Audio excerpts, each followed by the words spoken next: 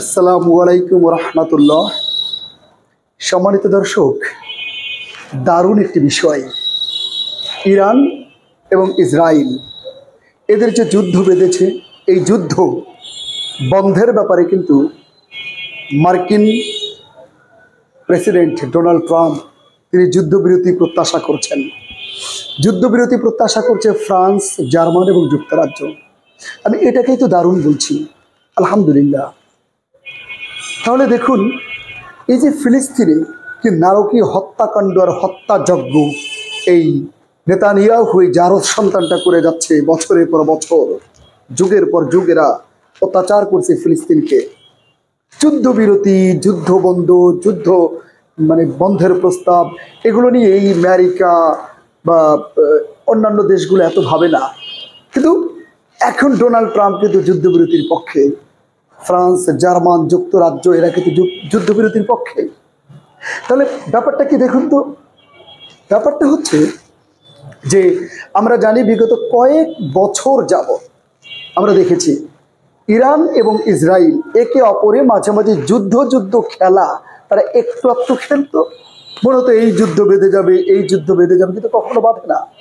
তো বিশ্ব রাজনৈতিক বিশ্লেষক যারা, তারা ধরে নিয়েছিল যে ইরান এবং ইসরায়েলের সাথে ইন্টারনাল বন্ধুত্ব ঠিকই আছে, বিশ্বকে শো আপ করবার জন্য এরা মাঝে মাঝে এই যুদ্ধ ভাব দেখায়। কিন্তু সকল জল্পনা কল্পনার অবসান ঘটিয়ে ইসরায়েল তারা কিন্তু গত 13ই জুন তারা কি করলো, তারা তাদের মোসাদ বাহিনী এবং ইরানে থাকা তাদের যে মোসাদ সদস্য আছে, এর বাইরে হয়তো ইরানের প্রতিরক্ষা মন্ত্রণালয় বা প্রতিরক্ষা ব্যবস্থায় কিছু বিশ্বাসঘাতক থাকতে পারে, এদেরকে নিয়ে এবং ইসরায়েলের জেট ফাইটার বিমান সহ তারা একটা নিখুঁত নিশানা 2000 কিলোমিটার দূরে করলো। এবং আমেরিকা এবং ইরানের যারা প্রতিরক্ষা বাহিনীর যারা বড় বড় সামরিক কর্মকর্তা, প্রশাসনিক বড় বড় কর্মকর্তা, তাদের মধ্যে অনেকেই কিন্তু নিহত হলো, শহীদ হয়ে গেল। এরপরে এখানে একটা ব্যাপার আপনাদেরকে জানতে হবে যে আজ থেকে প্রায় সেই 2003-এর দিকের কথা, ইরানের সর্বোচ্চ ধর্মীয় নেতা আয়াতুল্লাহ আল খোমেনি তিনি কিন্তু একসময় ফতোয়া দিয়েছিলেন প্রায় 20 বছর আগে। ফতোয়াটা ছিল এরকম যে কোনো মুসলমানদের জন্য মারণাস্ত্র বানানো, যুদ্ধের বিধ্বংসীমূলক কোনো অস্ত্র বানানো জায়েজ নেই। এই ফতোয়াটা তিনি প্রায় সেই ইসলামী বিপ্লবের সময় দেয়, 2003 লাগায়, প্রায় 22 বছর তো হয়েই গেল। সেই আয়াতুল্লাহ খামেনির কারণেই কিন্তু ইরাক অনেক রিজার্ভ ছিল, প্রিজার্ভেশন ছিল, কনজারভেশন ছিল। এবং তারপরেও তারা কিন্তু মোটামুটিভাবে সামরিক শক্তি ডেভেলপ করেছে, তারা পারমাণবিক চুল্লি স্থাপনা করেছে এবং তারা কিন্তু তাদের প্রচেষ্টা চালিয়েছে। কিন্তু আয়াতুল্লাহ খামেনির এই ফতোয়া তাদেরকে আটকিয়ে দিয়েছিল। এই আয়াতুল্লাহ আল খামেনি কিন্তু তিনি আবার এই গত 2 দিন আগে বললেন যে আমার ইসলামী রাষ্ট্রটাই যদি বেঁচে না থাকে তাহলে আমি ফতোয়া দিয়ে করবোটা কি। তার এই মন্তব্যের পরপরই কিন্তু সাথে সাথে ইরান কিন্তু আবার জেগে উঠেছে এবং ইসরায়েলের যে গর্বের, অহংকারের আকাশ প্রতিরক্ষা ব্যবস্থা যেটাকে বলে আয়রন ডোম, সেটাকে ভেঙে চুরে তছনছ করে দিয়ে ইসরায়েলের সদর দপ্তর, প্রতিরক্ষা সদর দপ্তরকে কিন্তু ভেঙে দিয়েছেন। এবং মুহুর্মুহু করে ইসরায়েল যে অ্যাটাক করেছে, সেই তাদের বিমানগুলোকে ভূপাতিত করেছে। এবং ইসরায়েলের যে হাইফার এলাকায় যে তাদের আপনার গ্যাস খনি আছে, সেই এলাকাটা কিন্তু সেই গ্যাস খনিকে জ্বালিয়ে দিয়েছেন। এবং আলটিমেটলি কিন্তু ইরান পরিপূর্ণ চোখে চোখ রেখে কথা বলছে।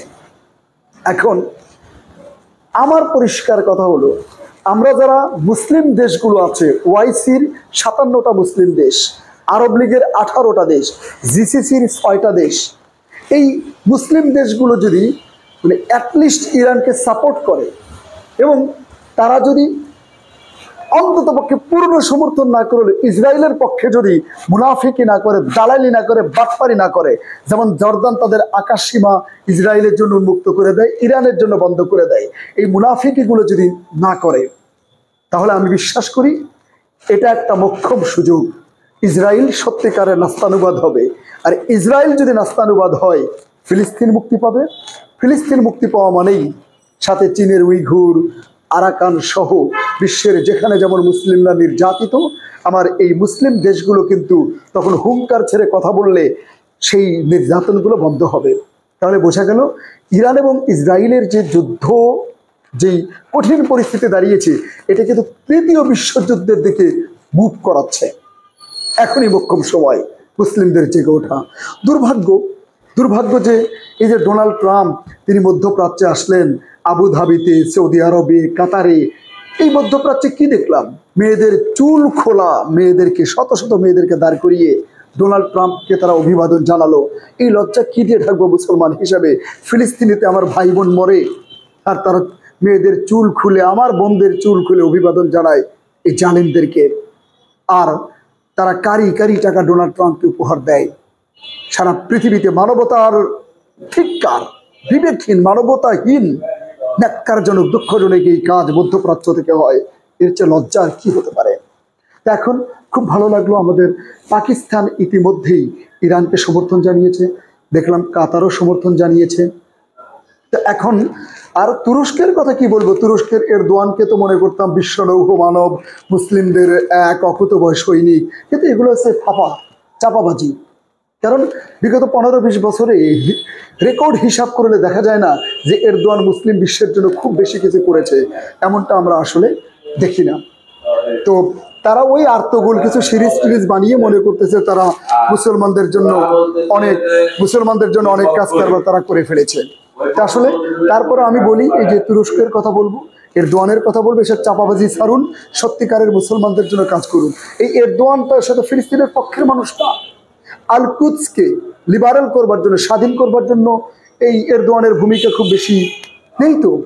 এমনকি দুঃখজনক, ইরান কিন্তু ফিলিস্তিনের পক্ষে যতটুকু পারে প্রচেষ্টা করে, কিন্তু আল কুদসকে লিবারেল করার জন্য তারাও অত বেশি প্রচেষ্টা নেই।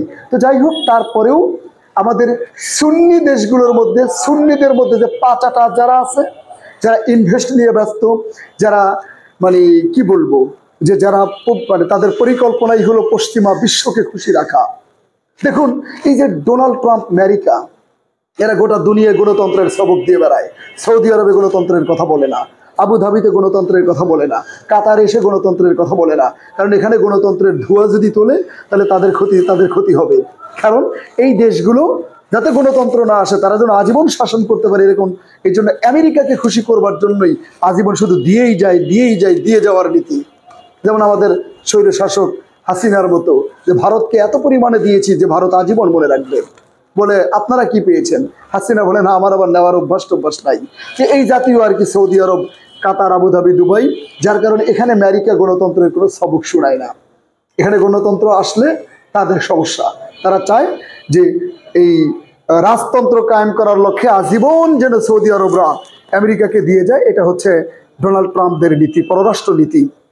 তো যাই হোক, সর্বশেষ কথা হলো, ইসরায়েল এবং ইরানের এই যুদ্ধে ইরান পরিপূর্ণ চোখে চোখ রেখে কথা বলছে। আলহামদুলিল্লাহ, কি যে শান্তি, কি যে দৃশ্য। আরও দেখলাম যে গাজায় যে স্থল অভিযান, সেখানে প্রায় 430 জনের মতো প্রায় ইসরায়েলি পদাতিক সৈন্য নিহত হয়েছে। আলহামদুলিল্লাহ। বিশ্বাস করুন, এই ঈদে যে আনন্দ না হয় করতে পারিনি, 24 জুলাইতে যে আনন্দ হয়তো করতে পারিনি, রোজার ঈদ গেল যে আনন্দ আমরা করতে পারিনি, তার চেয়ে বেশি আনন্দ মনে হয় মুসলিম জগৎ, মুসলিম বিশ্ব এই দুদিন ধরে করছে। যে অ্যাটলিস্ট আর কিছু না হোক, যারা আমাদের মুসলমানদের রক্ত নিয়ে হোলি খেলা খেলে, গোটা পৃথিবীতে মুসলমানদের রক্ত নিয়ে যারা গেম খেলতে শুরু করেছে, তাদেরকে অন্তত আঘাত করতে পেরেছে। ইরান চোখ রেখে কথা বলতে পারতেছে, এটি তো আলহামদুলিল্লাহ। এটাই তো এখন মুসলিম বিশ্বর বোঝা উচিত। এখনই তো চূড়ান্ত সময়, সবাই এক সুরে কথা বললেই বিজাতিরা থেমে যাবে। দেখেন না, ভারতের নরেন্দ্র মোদী যুদ্ধের সময়ই সে ইসরায়েলের নেতানিয়াহুর সাথে ফোনে কথা বলে, সৈন্য পাঠায়, বিভিন্ন সহযোগিতা করে। এই ভারতের নরেন্দ্র মোদী, এই জারজরা যদি এটা করে, মুসলিম বিশ্ব তোমরা ঘুমিয়ে কেন? তোমরা জেগে ওঠো। তোমাদের তেল আছে, গ্যাস আছে, সম্পদ আছে, টাকা আছে, পয়সা আছে, 200 কোটির উপরে মুসলমান আছে, সব তো আছে। শুধু জেগে ওঠো, পাচাটার গোলামিটা বাদ দাও। আর আমাদের দেশের কথা আর কি বলবো? আমাদের দেশকে যদি কেউ আক্রমণ করে, আমাদের ওই যে আছে 1971 সনের চেতনা, এই 54 বছর চেতনার ব্যবসা, রবি ঠাকুরের জাতীয় সঙ্গীত, এই দিয়ে কি আমরা মোকাবেলা করব? এসব নাটক বাদ দিয়ে আমাদেরও আকাশ প্রতিরক্ষা ব্যবস্থাকে গুরুত্ব দেওয়া, সামরিক ডেভেলপমেন্ট করা, আমাদেরও বিভিন্ন সমর নীতির প্রতি গুরুত্ব দেওয়া। বাঁচতে হলে এগুলো করতে হবে।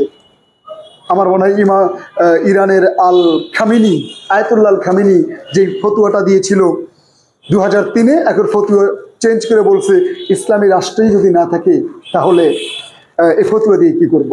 বিধায় আমরা মনে করি গোটা পৃথিবীর মুসলমানদের এখন উচিত যে তাদের আত্মরক্ষার স্বার্থে সমর নীতিতে এগিয়ে যাওয়া। আসসালামু আলাইকুম রহমতুল্লাহ।